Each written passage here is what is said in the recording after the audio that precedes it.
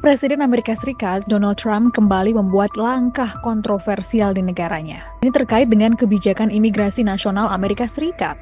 Kali ini, pemerintahannya akan mencabut status hukum bagi kurang lebih 532.000 imigran atau hampir setengah juta lebih warga negara asing yang berada di Amerika Serikat yang berasal dari beberapa negara berikut. Yang pertama adalah Kuba, Haiti, Nicaragua, dan juga Venezuela.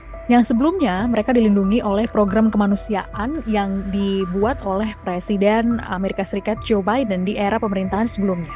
Sebenarnya kalau kita lihat dari beberapa pidato yang pernah disampaikan oleh Trump sebelum dia terpilih menjadi presiden dan juga setelah terpilih menjadi presiden Amerika Serikat, langkah ini menjadi bagian dari janji Trump yang ingin melakukan deportasi massal terbesar dalam sejarah Amerika Serikat, sekaligus ingin mengembalikan kontrol ketat terhadap arus masuknya imigran dari Amerika Latin. Menurut informasi dari Departemen Keamanan Dalam Negeri AS atau DHS, perintah pencabutan ini akan berlaku 30 hari setelah diumumkan dalam Federal Register, yakni pada Selasa 25 Maret mendatang.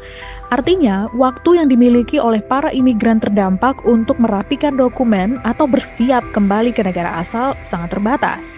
Jadi teman-teman, ada namanya program CHNV yang didesain untuk membuka jalur migrasi yang legal. Ini diinisiasi oleh Presiden Amerika Serikat sebelumnya, yaitu Joe Biden. Program CHNV diluncurkan oleh Presiden Joe Biden pada 2023 untuk menawarkan alternatif legal bagi penyeberangan perbatasan yang berbahaya, khususnya melalui celah Darien. Program CHNV sebelumnya dinilai efektif dalam mengurangi ketegangan di perbatasan Amerika Serikat, Meksiko, sekaligus menyediakan jalur legal, aman, dan manusiawi bagi para pencari suaka. Presiden Biden bahkan memuji program ini sebagai solusi jangka menengah dalam menghadapi krisis migran. Namun, DHS Amerika Serikat menyatakan bahwa sejak awal program ini hanyalah bersifat sementara dan tidak dimaksudkan untuk menetap permanen.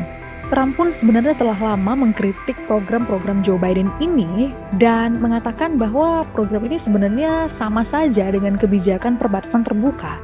Trump bahkan memerintahkan penggunaan undang-undang darurat masa perang untuk mendeportasi lebih dari 200 orang yang diduga adalah anggota geng Venezuela ke negara ketiga, yaitu El Salvador yang bersedia menahan mereka. Sejak menjabat, agen federal telah melakukan lebih dari 30.000 penangkapan terhadap orang-orang yang tinggal di Amerika Serikat secara ilegal. Nah, nyatanya langkah ekstrim Donald Trump ini memang sempat menuai protes ya, ada pro dan kontra karena mengesampingkan proses hukum yang adil. Tapi kalau kita lihat-lihat lagi, Donald Trump ini sebagai Presiden Amerika Serikat pasti mempunyai kebijakan yang pastinya ingin mendahulukan kepentingan nasional Amerika Serikat. Berkali-kali memang Donald Trump mengatakan dalam pidatonya Make America Great Again. Jadi tujuannya untuk memulihkan kembali situasi Amerika Serikat yang dinilainya sebelumnya jauh lebih baik dibandingkan era Presiden Joe Biden. Tampaknya Donald Trump memang masih sangat berambisi untuk bisa membuat Amerika berjaya dan meningkatkan kapasitas di dunia internasional, termasuk juga dengan menghilangkan sejumlah faktor yang diduga menghambat seperti faktor imigran ilegal. Jadi menurut Anda bagaimana kebijakan Donald Trump ini?